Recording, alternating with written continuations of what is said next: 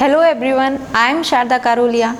I was selected in MPPSC 2015 batch as an Excise Sub Inspector VCC के माध्यम से आज मैं आपसे MPPSC 2020 के बारे में बात करूंगी।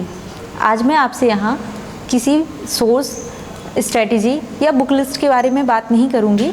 इन जनरल कुछ टिप्स शेयर करूंगी जो आपको आपकी पूरी प्रिपरेशन पीरियड के दौरान ध्यान में रखने हैं। सबसे पहले मैं एक जनरल नोशन के बारे में बात करना चाहूँगी कि जैसे ही एग्ज़ाम पास आता है, आप किसी भी एस्पिरेंट से पूछते हैं कि आपकी तैयारी कैसे चल रही है, आप कैसे पढ़ रहे हैं, तो उनका फर्स्ट आंसर होता है कि अभी मैं प्री पढ़ रहा हूँ, देन मैं मेंस पढ़ूंगा, या फिर मैं अभी मेंस पढ़ रहा हूँ, एग्ज़ाम आते ही मैं प्री की तैयारी करूँगी। तो सबसे पहले मैं यहाँ ये क्लियर करना चाहूँगी कि आपको MPPSC एग्ज़ाम के बारे में प्री, मेंस एंड इंटरव्यू एक इंटीग्रेटेड और होलिस्टिक अप्रोच के साथ पढ़ना है। आपको एक साल की जो एग्ज़ाम ड्यूरेशन होता है उस दौरान आप इन तीनों को साथ लेकर एक स्ट्रेटजी के साथ पढ़ेंगे तो लास्ट एग्ज़ाम के वक्त आपको टाइम मैनेजमेंट की समस्या नहीं होगी। सिलेबस को समझें, उसमें जो टॉपिक इंक्लूडेड हैं उन पर विस्तृत डिटेल अध्ययन करें जिससे कि आपको उस टॉपिक पे गहरी पकड़ और समझ विकसित हो सके। हर एक टॉपिक पे आपके दिमाग में एकदम क्रिस्टल क्लियर कॉन्सेप्ट होने चाहिए जो कि आपके प्री, मेंस एंड इंटरव्यू में तीनों ही चरणों में काफ़ी मदद करेंगे। प्रत्येक टॉपिक पर आपको एक अपडेटेड इन्फॉर्मेशन होनी चाहिए जिसके लिए आपको करंट न्यूज़, करंट की घटनाएं होती हैं उनसे अपडेटेड रखना होगा। कोशिश करिए कि प्रत्येक टॉपिक के लिए अलग अलग सोर्सेज पर ना जाना पड़े। उसके लिए आप इस चैनल से जुड़ सकते हैं। इस चैनल पर डिफरेंट कोर्सेज के साथ इंक्लूडिंग करंट अफेयर्स आप एक ही जगह पे पा सकते हैं।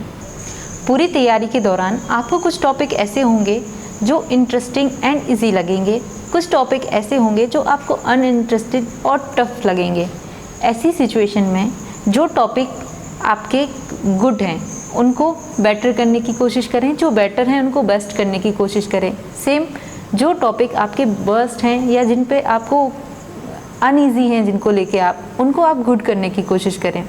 It's like jack of all trades but master of none. मतलब आपको किसी भी टॉपिक पे डिटेल एनालिसिस या PhD इंटर्न के जैसे किसी मास्टरी हासिल नहीं करनी है। आपको सिर्फ उतना ही पढ़ना है जितना कि एग्ज़ाम डिमांड करता है। उसके लिए आपको प्रीवियस ईयर के question paper and test series से आपका सेल्फ एनालिसिस करना है, सेल्फ असेसमेंट करना है ताकि आप जो परीक्षा डिमांड करती है उस डेप्थ तक पढ़ाई कर सकें। साथ ही साथ आपको अपनी जो पढ़ाई आप जो करते हैं वो रिटन करनी है जिससे आपकी writing skills and writing speed भी बढ़ पाए ताकि आप एक अच्छा उत्तर लेखन भी कर पाएँ।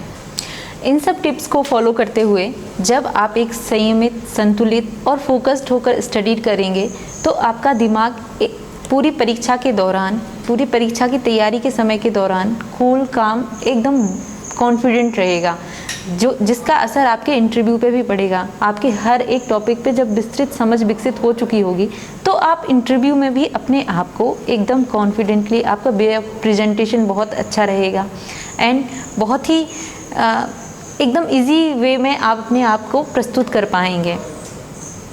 इसी तरह लगभग एक साल का समय जब आप डिसिप्लिन होकर एक डेली रूटीन मेंटेन करेंगे तो आप निरंतरता के साथ पढ़ाई कर पाएंगे जिससे कि आपका इतना विस्तृत अध्ययन है। जब आप निरंतरता के साथ पढ़ाई करते हैं तो उसको एकदम आसानी से आप कवर कर पाएंगे जिसके कारण आपके कॉन्फिडेंस में वृद्धि होगी। साथ में एक परीक्षा के प्रति सकारात्मक रवैया भी विकसित होगा जिससे आपको एग्ज़ाम के समय पर तनाव कम होगा और आप एग्ज़ाम के जो इतना बड़ा टफ एग्ज़ाम होता है उसको एकदम इजीली हैंडल कर पाएंगे।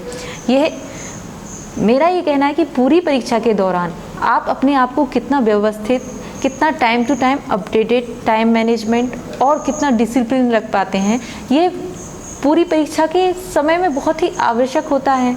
इसी चीज़ को आप जब इंटरव्यू देने जाते हैं तो बहुत ही सिंसियरली और बहुत ही गंभीरतापूर्वक अपने आप को प्रस्तुत कर पाते हैं।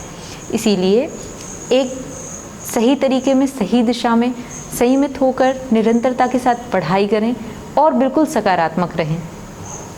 इंटरव्यू को लेकर मेरा एक सुझाव यह है कि आप तैयारी के दौरान एक अपना पीयर ग्रुप डेवलप करें, जिसमें कि डिफरेंट जो मेंटलिटी के लोग होते हैं, जिनके पास डिफरेंट वे ऑफ अप्रोच होता है किसी भी टॉपिक को प्रेजेंट करने के लिए, सोचने के लिए, उनके साथ ग्रुप डिस्कशन करें। सबसे पहले भाषा का प्रयोग सीखें और अपनी बॉडी लैंग्वेज पर ध्यान दें, उनके साथ जीडी करें, उनके साथ पर्सन टू पर्सन इंटरव्यू करें, जिससे कि आप इंटरव्यू के हैबिचुअल हो जाते हैं और आपको कोई भी चीज़ नहीं लगती है और आपके पास अपनी बात को रखने की, तर्क वितर्क करने की क्षमता विकसित होती है।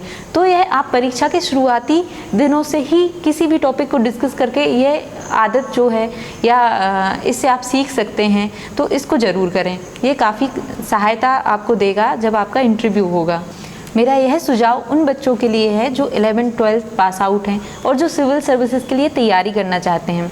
उनके लिए मैं कहना चाहूँगी कि आपका स्ट्रीम बायो, मैथ्स या आर्ट कुछ भी रहे, लेकिन अगर आप यूपीएससी या एमपीपीएससी या किसी भी स्टेट के लिए जाना चाहते हैं तो आपके पास काफ़ी समय है।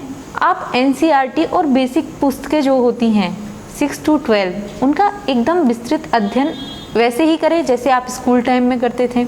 उसके साथ आप द हिंदू पेपर पढ़ने की आदत डालें।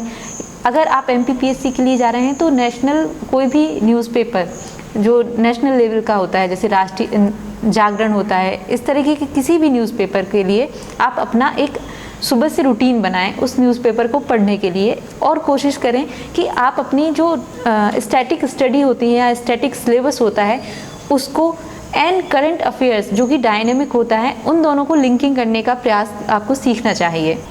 आगे किसी भी प्रकार के कॉन्वर्सेशन के लिए मैं इस प्लेटफॉर्म पर उपलब्ध रहूँगी। किसी भी प्रकार के डाउट क्लियरिंग के लिए आप इस चैनल से जुड़ सकते हैं। साथ ही साथ इस चैनल पर और भी पीएससी से रिलेटेड एंड व्यापम के एग्ज़ाम्स से related consolidated courses and current affairs के कुछ वीडियोस लगातार अपडेटेड किए जा रहे हैं, जिसके साथ आप जुड़ सकते हैं। धन्यवाद।